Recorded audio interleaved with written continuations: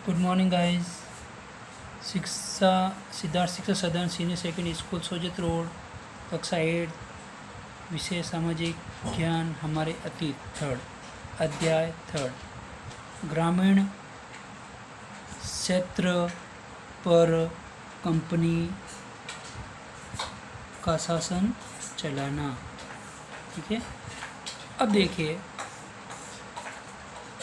अंग्रेज किस प्रकार भारत में आए, किस प्रकार इन्होंने एक व्यापारी बन के यहाँ के मुग़ल शासकों के पास गए और फिर धीरे धीरे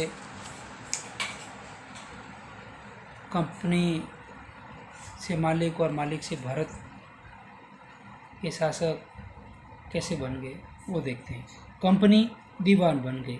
अब देखिए कंपनी 12 अगस्त 1765 को, कब 12 अगस्त 1765 को मुग़ल बादशाह ने ईस्ट इंडिया कंपनी, क्या नाम था, ईस्ट इंडिया कंपनी को बंगाल का दीवान तैनात किया। ईस्ट इंडिया कंपनी को बंगाल का दीवान तैनात किया और उसमें भी मेन हेड कौन बना, 1765 में रॉबर्ट क्लाइव मुग़ल बादशाह से बिहार व उड़ीसा की दीवानी ग्रहण की। कहाँ की, बिहार और उड़ीसा की। बिहार की राजधानी पटना और उड़ीसा की राजधानी भुवनेश्वर, ध्यान रखना। अर्थात आर्थिक मामलों की मुख्य शासक कंपनी बनी। जितने भी इकोनॉमी, जितने भी थे रुपए पैसों का, जो इतना भी व्यापार का, जो वाणिज्य का जितना भी मामला था, उन आर्थिक मामलों की मुख्य शासक कौन बन गई, कंपनी। अब देखिए कंपनी की आमदनी कहाँ से प्राप्त हो, कैसे प्राप्त हो, वो चीज़ देखते हैं इसमें कि सबसे बड़ी बात है कि जो भारत जो देश है वो गाँव का देश है।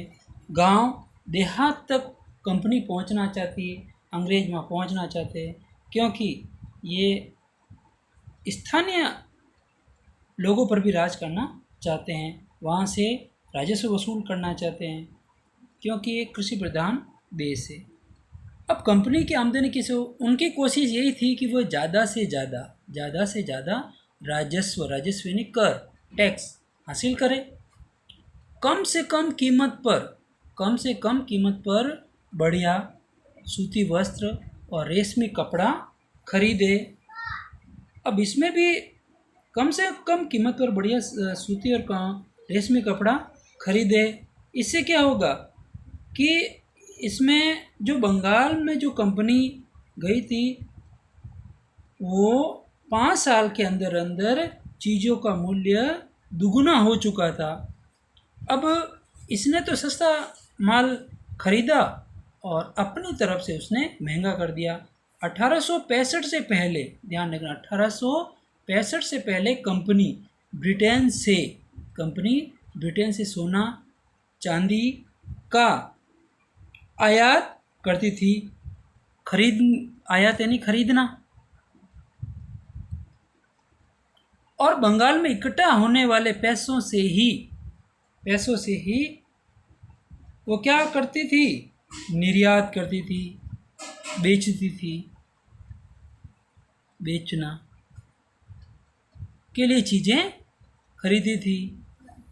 ठीक है, अब देखें इसका प्रभाव क्या पड़ा।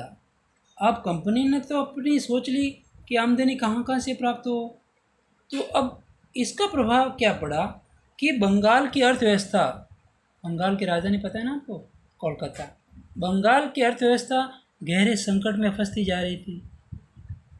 यानी कि वो कर्ज लेकर के माल मटेरियल बनाते थे और सस्ते दामों में बेच देते थे, तो इस प्रकार अर्थव्यवस्था गहरे संकट में आ गई।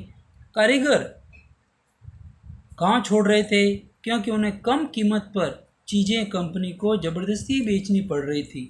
किसान अपना लगान नहीं चुका पा रहे थे। देखो खेतों में फसल बोने के लिए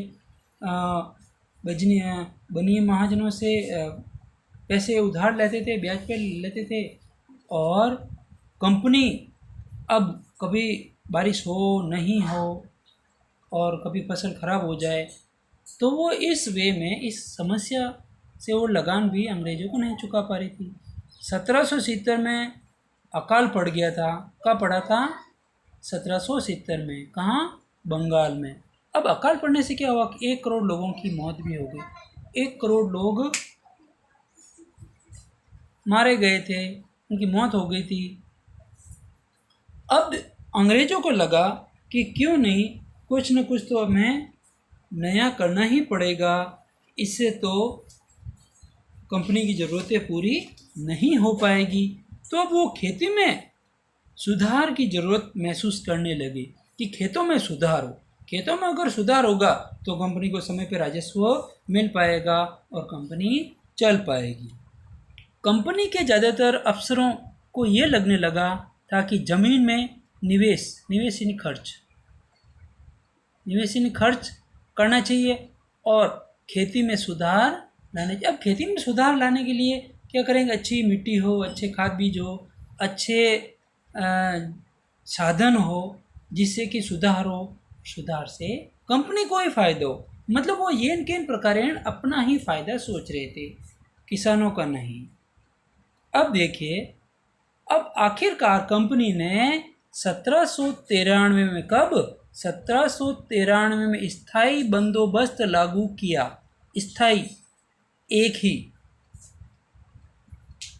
स्थायी बंदोबस्त लागू किया। कब किया? 1793 में। अब उस समय भारत का गवर्नर जनरल कौन था? उस समय भारत का गवर्नर जनरल चार्ल्स कॉर्नवालिस था। कौन था? चार्ल्स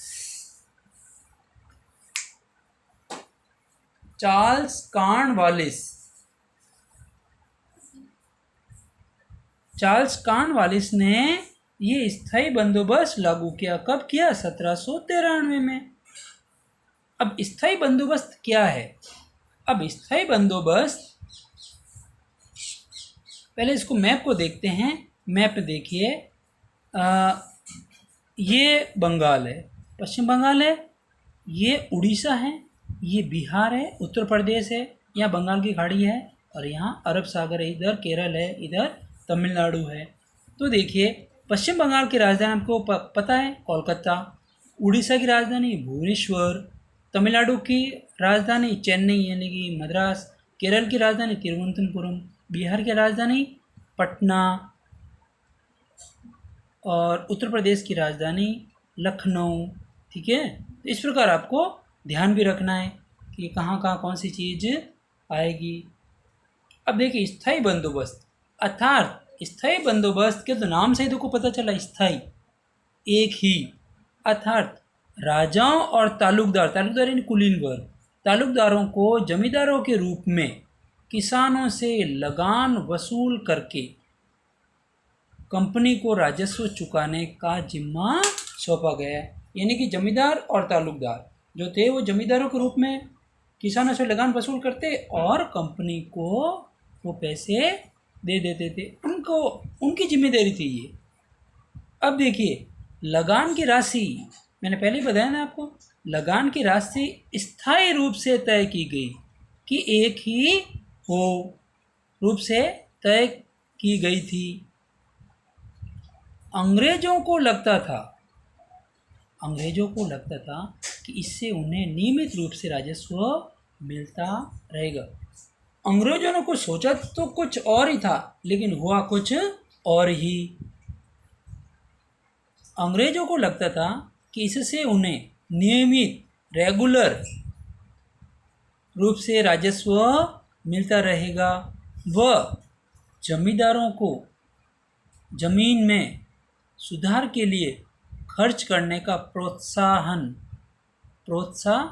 मिलता रहेगा, उनको लाभ मिलता रहेगा, उनको प्रेरणा मिलती रहेगी कि हमारे पास राजस्व रुपये पैसे आ रहे हैं तो क्यों नहीं हम खेतों पर भी खर्च करें। लेकिन जमींदार ऐसा नहीं सोचते थे। जमींदार अपने फ़ायदे का ही सोचते थे, किसानों के फ़ायदे के बारे में वो कभी नहीं सोचते थे। तो फिर इस प्रकार क्या हुआ कि वो अगर ये नहीं सोचते थे तो इस प्रकार फायदा नहीं हुआ तो समस्याएं भी उत्पन्न होने लगी। समस्याएं भी उत्पन्न होने लगी। अब वो समस्याएं जो है वो किस प्रकार उत्पन्न हुई, क्या हुई, वो अपन देखते हैं। अब देखिए,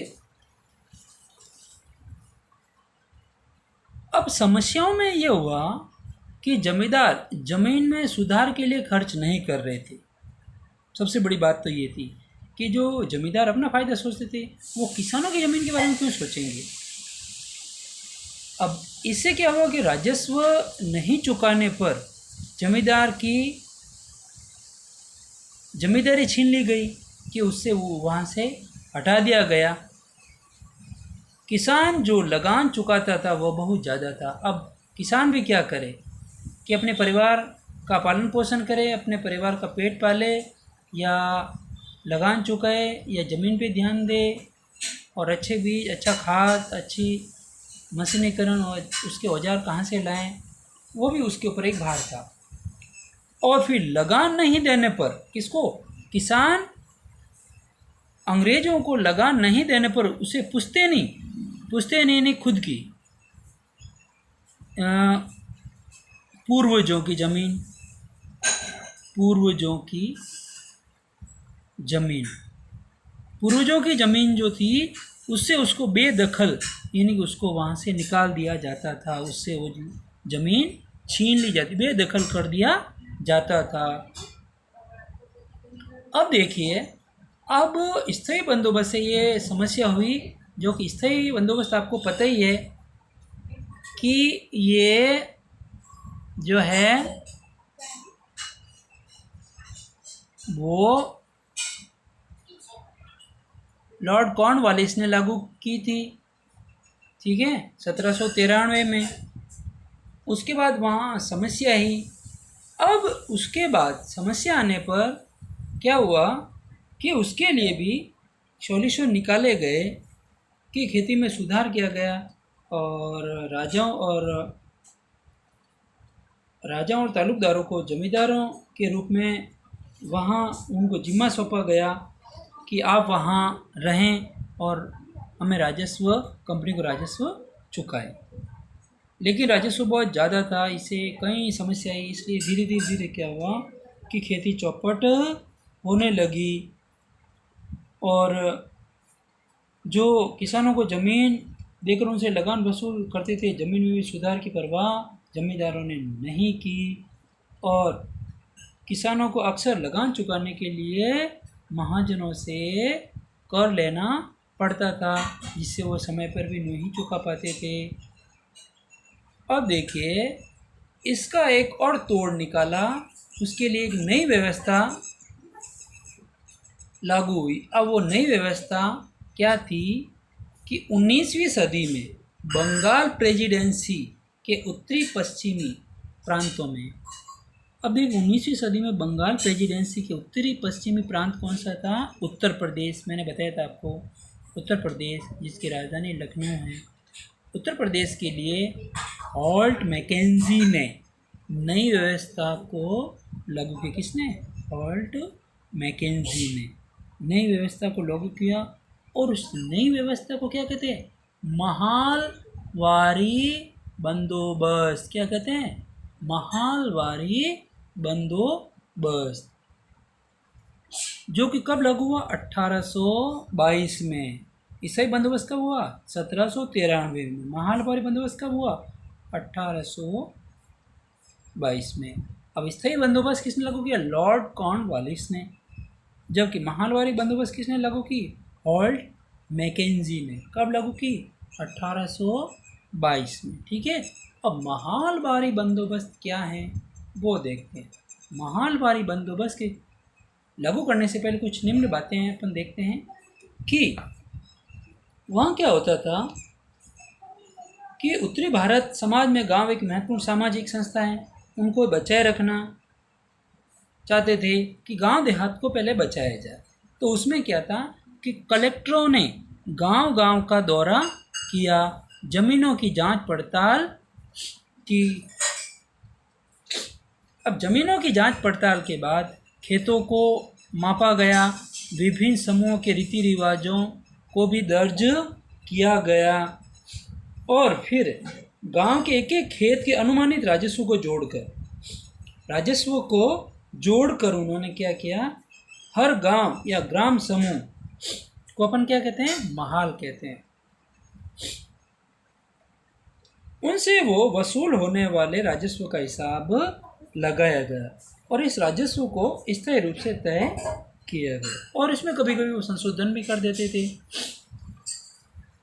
अब देखिए गांव या ग्राम समूह, गांव या ग्राम समूह को क्या कहते हैं, महाल कहते हैं, महाल, ठीक है ना।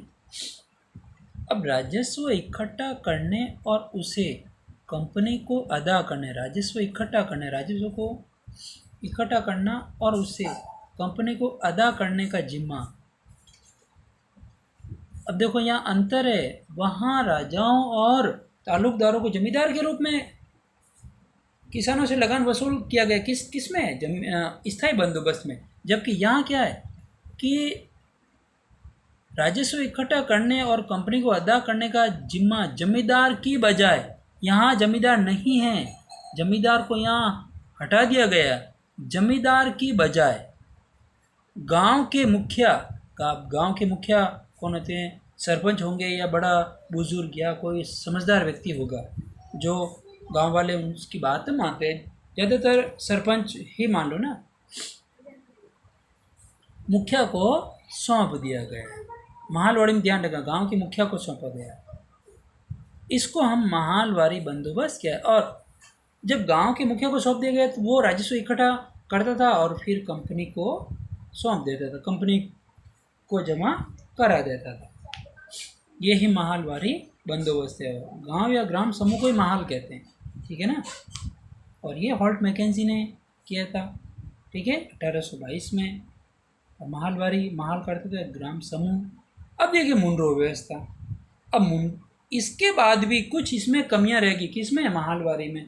अब महालवाड़ी के स्थान पर अब देखते हैं आगे, उत्तरी भारत में तो क्या ये थोड़ा सा अच्छा हुआ, उसके बाद दक्षिण भारत की तरफ, उत्तर भारत में महालवाड़ी हुई लागू। अब इसमें कुछ कमियां रही होगी तो वो दक्षिण भारत में किस प्रकार लागू करते हैं वो देखते हैं। अब यहाँ पे हुई मुनरो व्यवस्था। मुनरो व्यवस्था में क्या है कि ब्रिटिश नियंत्रण वाले दक्षिणी भारतीय इलाकों में स्थायी बंदोबस्त की जगह, ध्यान रखना, स्थायी बंदोबस्त की जगह नई व्यवस्था लागू की, जिसे रेतवार या रेतवारी कहते हैं। क्या कहते हैं, रेतवार या रेतवारी। अभी जब ये लागू की गई उससे पहले क्या हुआ कि कैप्टन अलेक्जेंडर रीड ने, नाम याद रखना, कैप्टन अलेक्जेंडर रीड ने टिप्पू सुल्तान से जीते हुए युद्धों के बाद, जो युद्ध में जीते गए थे कुछ इलाके, कुछ क्षेत्र, उसमें क्या किया कि कंपनी के कब्जे वाले इलाकों में आजमा कर देखा कि जो रेतवार था, रेती किसान, वहाँ पर आजमा के देखा कि वो सक्सेस होता कि नहीं होता है। इसमें अमल किया गया तो फिर वो उसमें कुछ सफल रहे। तो टॉमस मुनरो ये मैन है, इसलिए देखो मुनरो व्यवस्था लागू की गई, मुनरो व्यवस्था के नाम से जानते हैं अपन। टॉमस मुनरो ने रेतवार या रेतवारी लागू की। अब प्रश्न आ जाए कि रेतवारी किसने लागू की, टॉमस मुनरो ने। टॉमस मुनरो ने रेतवार या रेतवारी लागू की, वो पूरे दक्षिण भारत में, महालवाड़ी उत्तर भारत में, ध्यान रखना, जो हॉल्ट मैकेंजी था। अब देखो किसानों को क्या कहते हैं, रेतों को किसान है, किसानों को रेत, किसानों को रेत कहते हैं ना। अर्थात अब इस रेतवारी का अर्थ क्या होता है, महालवाड़ी में क्या था कि सीधे ही मुखिया को, और स्थायी बंदोबस्त में क्या था कि राजाओं और तालुकदारों को जमींदार के रूप में सौंपा गया। और यहाँ पे टॉमस मुनरो ने, देखो यहाँ भी एक हल निकाला गया, इसमें सीधे किसानों से ही बंदोबस्त किया गया, डायरेक्ट किसानों से ही, कि वहाँ खेत में गए जो मालिक है उसी से सीधे कांटेक्ट किया गया। इसमें जमींदारों को नहीं लगाया, इसमें भी जमींदारों को नहीं, मालवाड़ी में जमींदारों को नहीं, सिर्फ स्थायी बंदोबस्त में जमींदार थे, ध्यान रखना। उनसे ही सीधा, किनसे, किसानों से ही सीधा लगान वसूल करने लगे। ये सीधे किसानों से, किसमें, रेतवारी में, रेतवार में सीधे किसानों से ही लागू करने लगे। अब देखिए यूरोप के लिए फसलें, अब यूरोप के लिए फसलें, अब ध्यान रखना कि इसमें भी कुछ कमियां हुई, लेकिन धीरे धीरे वो उन्होंने उम्मीद नहीं छोड़ी। अब देखिए अंग्रेजों ने ये महसूस किया कि ग्रामीण इलाके न केवल राजस्व प्रदान कर सकते हैं, बल्कि वो यूरोप की ज़रूरतों के हिसाब से भी सही फसलें बो सकते हैं। 18वीं सदी में यूरोप की ज़रूरतों के लिए कंपनी ने अफीम, ध्यान रखना, अफीम व नील की खेती पर जोर देने लगे। अलग अलग भागों में किसानों को ये कई फसलें बोने के लिए मजबूर किया।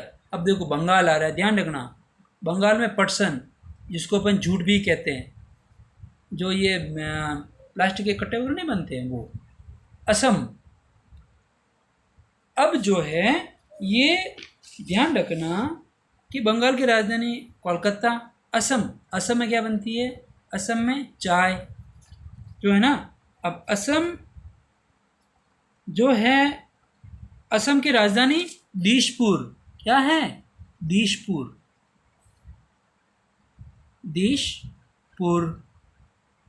ठीक है। उत्तर प्रदेश की राजधानी लखनऊ, जहाँ पे गन्ना, पंजाब में गेहूँ, चंडीगढ़, इसकी राजधानी चंडीगढ़ है ना।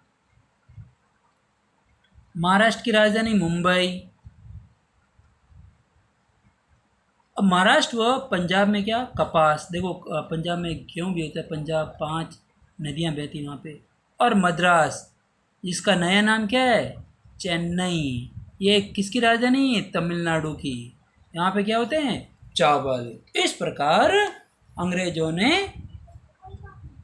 ये फसलें प्रत्येक स्टेट में लागू करवाई, किसान बोने लगे।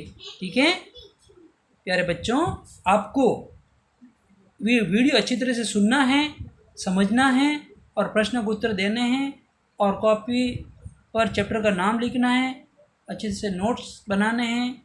और बार बार कह रहा हूँ, कॉपी में पेज नंबर ज़रूर लगा दें कंप्लीट। और ये प्रश्न हैं, अच्छी तरह से इनको देखना है, पढ़ना है, समझना है और क्वेश्चन का आंसर देना है। ठीक है, थैंक यू।